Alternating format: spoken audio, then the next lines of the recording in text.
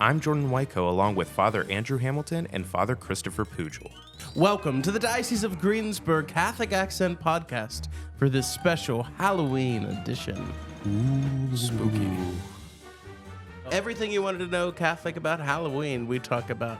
And I think today so often, mainstream Christianity will say, oh, Halloween, bad, Christians, good, let's separate ourselves from it. And what this episode's all about is diving deeper to say, no, the roots of this come from us, and let's reclaim it. Same thing with Christmas, right? We have Keep Christ in Christmas. It becomes more of a secular holiday for some people with buying presents and these other things. And there's good minor elements to that. But just because people wouldn't celebrate Christmas in a Christian fashion does not mean that we abdicate the day and run away from it and then just give it to the culture. Rather, we're called all the more to proclaim the truth behind it and why we ought to celebrate it in a proper manner. The big question around Halloween is, how do you celebrate it well? And that's what we've been kind of going over within our talks here. And I think how you celebrate it well is things that draw your mind and hearts to heaven. And so dressing up in ways that remind us of the sacraments, that remind us of the saints, even things to aspire to. You know, children a lot of times love to dress up as vocational things. Police officer, a doctor, or a priest. I was a priest on Halloween. Yeah, and so these things are fun little things that we can have in the midst of our society that build family life closer together and communities. One of the most difficult things I think of the modern world is we're very isolated. We live in many ways in the virtual, as I talk to you on a podcast and so forth. But it's good to be in touch with reality. And so trick-or-treating is a beautiful way in which children are able to go about a neighborhood and really get to know their neighbors. How many people think back to they knew all of their neighbors? And how many people today say that they even know the person that lives next to them? Or don't even see them. To them. Yeah. I want to talk about why it's called trick-or-treat as a historical thing. So we hear about with Halloween that there's trick-or-treating. Kids going around and getting candy and so forth, but then also playing trickery, or You usually get tricked if you don't provide them with something. treat. These close celebrations of All Saints and everything else like that, as Guy Fawkes tried to hatch a plot to blow up Parliament and to bring back the Catholic reign of the Church in England, essentially they caught him and then he was put to death. And each year on November 5th, they would essentially do trickery things, mocking Guy Fawkes, in some sense, even mocking the Catholic faith. And so that trickery became part of what would eventually be around Halloween. And then the treat part of it is about soul cakes. It was more common in Germanic places or even France, where little children would take cakes around and give them to people or ask for them. And it was, if they were given one, they were to pray for the dead of that family. Told in my notes here from Clifford Gorski, the editor of the Catholic Accent. Shout out. He said that the dressing up for Halloween actually comes from the French, and jack-o'-lanterns come from the Irish, who initially carved turnips and potatoes. But Those were some big turnips. But then during some Celtic celebrations, villagers disguised themselves in costumes made of animal skins to drive away phantom visitors. And then the kids would go and either they would do the little dances or something to get the soul cakes. So from a religious standpoint, is that, how we go from praying to trick-or-treating in sense of today's... Yeah, and the American system of wanting to make money. So everything's commercial. It came out in everything's commercialized. End of summer, candy. there was already Halloween up there. Yeah, in all the stores. And making note of as well, what does Christianity do? But it takes on elements of paganism that can be baptized and brought into Christ and points it towards the articles of the faith and belief in Christ. So that's how Christianity spread throughout the entire globe and world. It didn't just go in and say everything that you're doing is absolutely bad and not good whatsoever.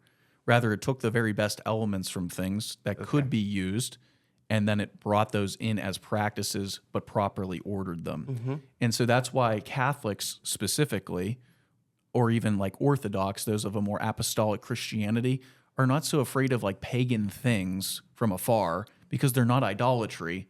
Rather, they've been brought properly into the faith and have been used as evangelization tools to those cultures. which then brought forth, great Christian saints. Which is the work of the missions, really, to go out, find God's people, take the best that they have, and use that to help them find Christ. Mm-hmm. And when you do a mission or whenever you preach, you have to use what's in that culture to describe the gospel to them. The gospel was written by those that were in and around Jerusalem at the time of Jesus in a particular time and place. But the gospel still speaks into cultures in a particular way, and it needs ministers of the gospel, preachers of the gospel, to go to those places and make those connections. Which is why this episode's so important, because we can never be afraid to engage the culture. So is there anything Catholic in dressing up like a ghost or a ghoul on Halloween? Is it something to remind us of the death of those who have gone before? Or? Yeah, absolutely. Ghosts in popular culture have become these scary figures, right, that come and try to place their influence upon you. Yeah, because I feel a lot of the times, like growing up and everything, Halloween is just a time meant to scare you. That's really all I remember. I couldn't turn on the TV without being scared, so I just wouldn't watch any of the Halloween movies.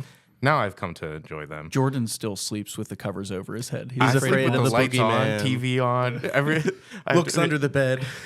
But in reality, a ghost is simply a spirit in need of prayers. God can allow a soul in purgatory to show itself, right?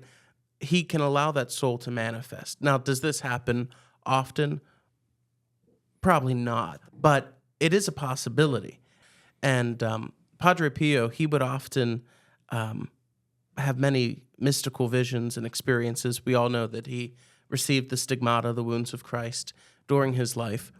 But he would often have souls appear to him as he was celebrating Mass or he was in the church praying. And he would say, who are you? And they would say, oh, Padre Pio, I'm here.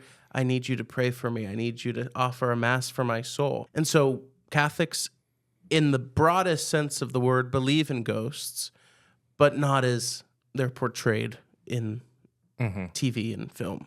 Not as a big bed sheet with two eyes cut out. It is one of the easiest costumes to do. Yeah. In that way, poor souls of purgatory are benevolent spirits. They're not there to harm you in any way. Now, say that something falls off your table in your house and it breaks. That's not necessarily saying that it's, a bad, or anything else like that. But it could be the first thing that you should do in any of those cases is look up the prayer of maybe St. Gertrude the Great for the poor souls of purgatory. Pray that prayer. St. Michael the Archangel, but offer maybe a novena for poor souls. And I think a lot of times those different weird occurrences would go away. And we were told by longstanding tradition, the deposit of faith and popes before, that the most efficacious thing that we can do for those who have passed is to have a Mass said for them. That is the most help that they can possibly get on their way to perfection, because the Mass itself is the highest of the sacraments. It's an exact form of praise and thanksgiving, and we say in the Mass to lift our hearts and minds to God. And what's really interesting, here in the Diocese of Greensburg, there's an ancient custom of what's having called a privileged altar. We actually have at least two, what's called privileged altars. And what's different about these altars than all others is the fact that the foundation of the altar, from what you see up in the sanctuary of the church, the foundation of that altar goes the whole way down through the basement down to the bedrock. And so up until the mid-1970s, the Holy See would grant what's called a privileged status to these altars. And one is at St. Vincent Archabbey, and there's one I know of in New Kensington at St. Joseph. And these privileged altars were specifically for the remission of temporal punishment due to sin for souls in purgatory. And so it's just another example of how the church asks us and desires and really commands us to pray for those who have gone before us.